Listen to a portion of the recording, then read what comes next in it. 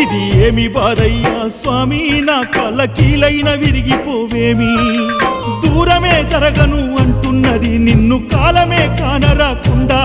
నా ధ్యానమే అడుగేయమంటున్నది నీ నామమే నే చెప్పుకుంటా